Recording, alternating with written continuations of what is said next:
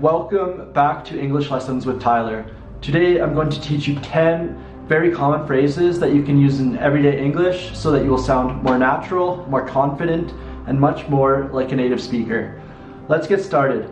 One of the most common phrases we have in the English language is, how's it going? So, how's it going with Callaway? So, this case of yours, how's it going? Seriously, how's it going with the ladies? Yeah. This is a casual conversation opener similar to how are you. We use this with friends, coworkers, or people you know in a less formal way. With this question, people are not asking for your life story. Instead, a simple answer is usually suffice, such as good thanks, pretty good, not bad, or all good. Let's look at an example. Say your friend says, hey, how's it going? You can say, pretty good, how about you? Another one of the most common phrases we use in everyday speech is what's up. This doesn't mean someone saying to you, hey, what's up? And you can say the sky. Instead, we use it for informal greetings. Especially with friends, it's similar to saying, what are you up to?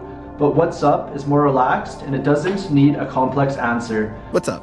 Hey. I'll let him know what's up if I see him.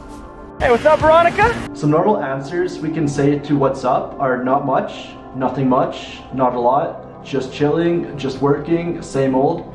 Even hey is a perfectly appropriate response.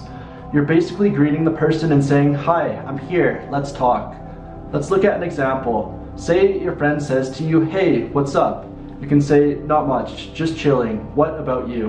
Another phrase in English that you'll hear every day is hang on. This does not mean hang to a tree and hang for your life or something like that. Instead, we use it when someone wants us to wait for a short moment. There were two bugs. And he called... Hang on there. Carrie, hang on a second. Hang on, sweetie, while I find a quiet place so mommy can hear you. It's very similar to saying just wait a second or just a moment. People usually say it when they need a little bit more time before continuing. Let's say your friend says to you, hang on, I'll be right back. Or your friend might ask you, can you send me the address? And you can say, hang on, I'll find it. Another one of the most common phrases you will hear every day in English is sounds good. This does not mean you're listening to some music that you really like and you can say the sound of the music is good. Instead, we use it when we agree to a plan, an idea, or a suggestion. Sounds good to me. What you said sounds good. Yeah. That sounds like a good idea. It's very common with people you know, and it's similar to saying, okay, that works, or I agree.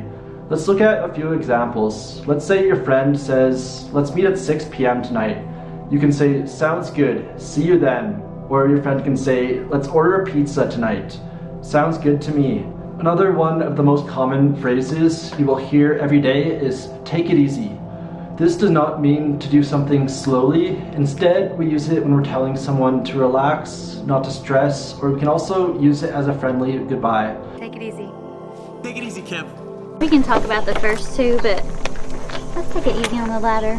Let's say your friend says, see you tomorrow. You can say, take it easy. Or your friend says, I've been really stressed all week. You can say, take it easy, everything will be okay. Another one of the most common phrases you will hear in everyday English is long time no see. This does not mean that you lost your vision for a while. Instead, we use it when we haven't seen someone for a long time. Long time no see. Long time no see. Long time no see. Let's say you haven't seen your friend for a while and he shows up unexpectedly. You can say, hey, long time no see. And your friend might say, yeah, it's been months. Or long time no see. And your friend might say, I know, right? Hope you've been well. Another one of the most common phrases we have in the English language that we tend to use every day is no worries. This does not mean that you don't have any problems in your life. Instead, we use it to say something's okay, to not worry about it, or that it's not a problem. It's very common to say to your friends as an apology, a thank you, or if something small goes wrong. No worries, man! No worries, I can salvage it. You and Skipper and millions like you living in a kid's world. Playing games, touchdowns, no worries, no responsibility. Let's say you drop a plate on the floor at your friend's house and you say sorry for dropping the plate. They can say no worries, it was an accident. Or you can be late for an event and you say sorry, I'm late for the event. Your friend can say no worries, the event just started. Another one of the most common phrases we use every day in English is you bet.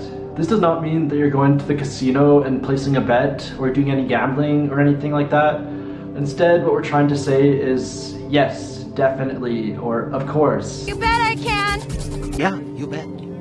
You bet I will. People often use it in response to a thank you, a request, or a question. For example, let's say your friend says thanks for the help. You can say, you bet, anytime. Or your friend might say, are you coming to the meeting tomorrow? You can say, you bet, I'll be there. Another one of the most common phrases we use every day is I'm down. This does not mean that you're feeling sad or unhappy. It means that you want to do something. Seriously, I'm down. I'm down with the D-Town. It's a casual way of saying to your friends, I'm interested, I agree, or that you want to join. For example, let's say your friend says, do you want to grab coffee? You can say, yeah, I'm down. Or they could say, do you want to go on a road trip this weekend? Yeah, I'm down for that. Another one of the most common phrases we use every day is my bad. This does not mean that you're saying that you're a bad person. Instead, it's a casual way to say sorry or that you admit a small mistake. We borrowed your car that night, my bad. All right.